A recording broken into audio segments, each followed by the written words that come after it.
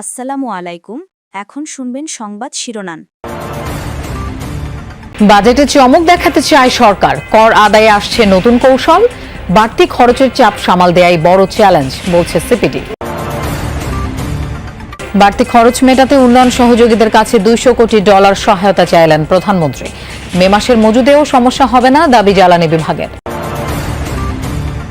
দীর্ঘ সময় লাইনে দাঁড়িয়েও তেল পাচ্ছেন না অনেকে, জ্বালানি দেওয়ার সময় নির্দিষ্ট করে দেওয়ার দাবি। কয়েক জেলায় অভিযানে বিপুল পরিমাণ ডিজেল পেট্রোল জব্দ। সিলেটে হামের উপসর্গ নিয়ে রোগী বাড়ছে হাসপাতালে। 9 দিনে মারা যাওয়া 5 শিশুর বয়সী 1-এর নিচে। নতুন ভ্যারিয়েন্ট ছড়িয়েছে কিনা পরীক্ষা করে দেখার দাবি। শরীয়তপুরে সরকারি চাল কালোবাজারে বিক্রির অভিযোগ, হাতে নাতে আটকের পরও প্রশ্নবিদ্ধ ভূমিকা প্রশাসনের। তদন্তের আশ্বাস খাদ্য নিয়ন্ত্রকের। এবারও বড় মৌসুমে পানি পাচ্ছে না জিকে সেচ প্রকল্প, পাম্প নষ্টের অজুহাত, উৎপাদন খরচে দিশেহারা কৃষক। দ্বিতীয় দফা শান্তি আলোচনার পথ সুগম করতে ইরানের কর্মকর্তাদের সাথে পাকিস্তানের প্রতিনিধি দলের বৈঠক, ইতিবাচক ফলাফলের আশা ওয়াশিংটন। গোল উৎসবের ম্যাচে রিয়াল মাদ্রিদকে 4-3 গোলে হারিয়ে চ্যাম্পিয়ন্স লিগের সেমিতে বায়ার্ন মিউনিখ। ড্র করেও প্রথম লেগের জয়ে শেষ 4-এ আর্সেনাল। আসসালামু আলাইকুম। এতক্ষণ দেখছিলেন সংবাদ শিরোনাম, এখন দেখবেন বিস্তারিত। আসছে বাজেটে বেশ কিছু চমক রাখতে চায় নতুন সরকার। দুর্নীতি কমিয়ে অর্থনীতিতে আস্থা ফেরানো মূল লক্ষ্য। কর আদায়ে আসবে একাধিক নতুন কৌশল।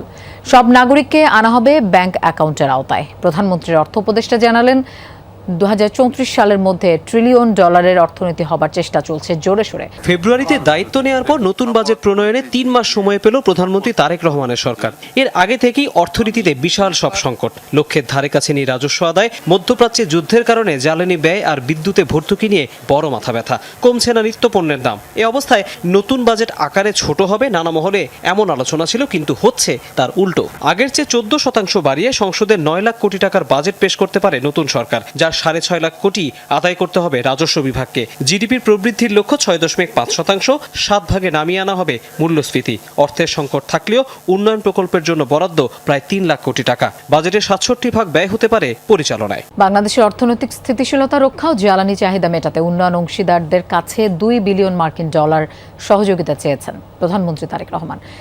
এশিয়া জিরো এমিশন কমিউনিটি এজেক প্লাস অনলাইন সামিটে অনলাইনে যুক্ত হন প্রধানমন্ত্রী। তিনি বলেন, জ্বালানি সংকট এরই মধ্যে বাংলাদেশের অর্থনীতিকে বিপর্যস্ত করেছে। সংকট কাটিয়ে উঠতে সরকার স্বল্পমেয়াদী নানা পদক্ষেপ নিয়েছে। ঝুঁকিপূর্ণ দেশগুলোর জন্য অবিলম্বে সহায়তা প্রদান সম্মিলিত কর্মসূচির শীর্ষে রাখার আহ্বান জানান তারেক রহমান। এশীয় দেশগুলোর সহযোগিতামূলক জোট এজেক প্লাসের অনলাইন সম্মেলন অংশ নেন Bangladesh, Bharat, Sri Lanka, Philippines, Malaysia, Singapore, Thailand, Vietnam, Australia ও ইন্দোনেশিয়া সহ বেশ কিছু দেশের সরকার ও রাষ্ট্রপ্রধানরা ছিলেন। ইন্টারন্যাশনাল এনার্জি এজেন্সি ও এশিয়া উন্নয়ন ব্যাংকের প্রতিনিধিরা। জাতীয় সংসদ ভবন থেকে অনলাইনে যুক্ত হয়ে জ্বালানির কারণে দেশের অর্থনৈতিক চাপ তুলে ধরেন প্রধানমন্ত্রী তারেক রহমান। সংকট উত্তরণে সরকারের নেয়া স্বল্পমেয়াদী বিভিন্ন পদক্ষেপের কথা বিশ্ব নেতাদের জানান তিনি। The energy crisis has already disrupted Bangladesh's economy. রাজধানীর ফিলিং স্টেশনগুলোতে জ্বালানি তেল নিতে যানবাহনের দীর্ঘ সারি বলে দিচ্ছে প্রকট আকার ধারণ করেছে সংকট। ঢাকার বিভিন্ন এলাকায় ভোর থেকেই পেট্রোল পাম্পগুলোতে বরাবরের মতোই দেখা গেছে যানবাহনের দীর্ঘ সারি। বিভিন্ন যানের চালক মালিকরা ঘন্টার পর ঘন্টা অপেক্ষা করছেন জ্বালানি পাওয়ার আশায়।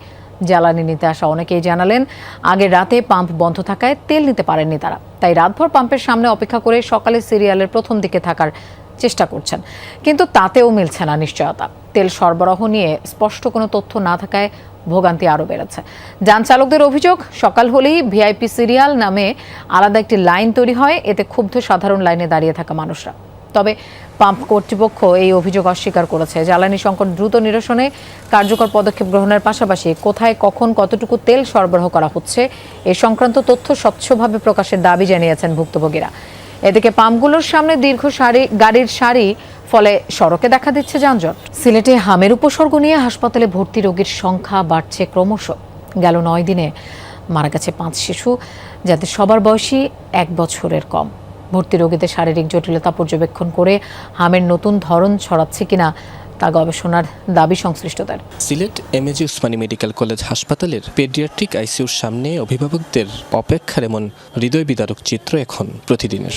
শুরুতে সিলেটে হামের প্রভাব কম থাকলেও ধীরে ধীরে বাড়তে শুরু করেছে। প্রাথমিকভাবে হামের উপসর্গ নিয়ে আসা রোগীদের চিকিৎসা দেওয়া হচ্ছে শহীদ শামসুদ্দিন আহমদ হাসপাতালে। অবশ্য যাদের অবস্থা আশঙ্কাজনক তাদের পাঠানো হয় এমএজি উসমানী মেডিকেল কলেজ হাসপাতালের পেডিয়াট্রিক আইসিইউতে। প্রথম দিকে 5টি শয্যা হাম রোগীদের জন্য বরাদ্দ থাকলেও রোগীর চাপে এক সপ্তাহের মধ্যে তা 10 শয্যায় উন্নীত করা হয়। সেখানেই মারা যায় 5 শিশু। শরীয়তপুরে সরকারি চাল পরিবহন নিয়ে তৈরি হচ্ছে রহস্য।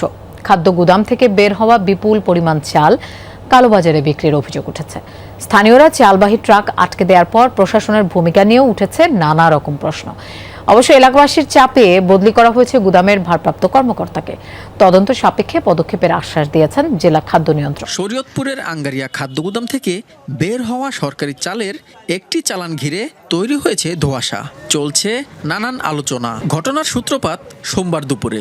প্রায় 400 বস্তা সরকারি চাল বোঝাই একটি ট্রাক কোটাপাড়া এলাকায় নেয়ার সময় সন্দেহ হলে আটকে দেন স্থানীয়রা। এ সময় ট্রাকে থাকা ড্রাইভার ও ট্রাক মালিক দেখাতে পারেননি চাল সরবরাহ করার বৈধ কোনো কাগজ। স্কেল করার পর তারপর রুদ্রকাজ যাবে, এই পর্যন্ত আমার টিপ নামাই দেয়, আমার ভাড়া দিবে, আমি এই পর্যন্তই জানি। কই পাঠাইবো সেটা হেরাও জানে, ঠিক আছে, আমার দ্বারা কোনো কাগজপত্র দেয় না। পাম্প নষ্টের অজুহাতে বোরোর ভরা মৌসুমে পানি দিচ্ছে না গঙ্গা কপোতাক্ষ সেচ প্রকল্প। এতে উৎপাদন খরচ বাড়ায় দিশেহারা ঝিনাইদহের হাজার হাজার কৃষক। পানি উন্নয়ন বোর্ড বলছে কুষ্টিয়ার 3টি পাম্পের মধ্যে 2টোই নষ্ট হওয়ায় ঝিনাইদহ ও মাগুরায় পানি সরবরাহ বন্ধ। দ্রুত মেরামত করে সমস্যার সমাধানের আশ্বাস দিয়েছেন তারা। ঝিনাইদহের হরিণাকুণ্ড উপজেলার 7 ব্রিজ এলাকার গঙ্গা কপোতাক্ষ সেচ প্রকল্পের প্রধান খাল এটি। বোরো আবাদের ভরা মৌসুমেও পানির অভাবে করছে খা খা। গঙ্গা কপোতাক্ষ বা জিগে প্রকল্পের আওতাধীন ঝিনাইদহের হরিণাকুণ্ড ও শৈলকুপা উপজেলার 27,000 হেক্টর সেচযোগ্য জমি রয়েছে। তবে কুষ্টিয়ায় 3টি পাম্পের মধ্যে 2টোই নষ্ট হওয়ায় ঝিনাইদহ ও মাগুরায় পানি সরবরাহ করতে পারছে না পানি উন্নয়ন বোর্ড। এতে বোরো মৌসুমে চরম বিপাকে চাষিরা। যুক্তরাষ্ট্র ইরান শান্তি আলোচনার পরবর্তী ধাপের কাঠামো নির্ধারণে তেহরানে দেশটির কর্মকর্তাদের সাথে বৈঠক করেছেন পাকিস্তানের মধ্যস্থতাকারীরা। বুধবার রাতে হয় প্রাথমিক এই আলোচনা। অংশ নেন ইরানের পররাষ্ট্রমন্ত্রী আব্বাস আরাগচি সহ শীর্ষ কর্মকর্তারা। তেহরান সফরে পাকিস্তান দলের নেতৃত্ব দিচ্ছেন সেনাপ্রধান ফিল্ড মার্শাল আসিম মুনির। বৈঠকে ইরানের আলোচকদের কাছে যুক্তরাষ্ট্রের নতুন বার্তা পৌঁছে দেন মধ্যস্থতাকারীরা।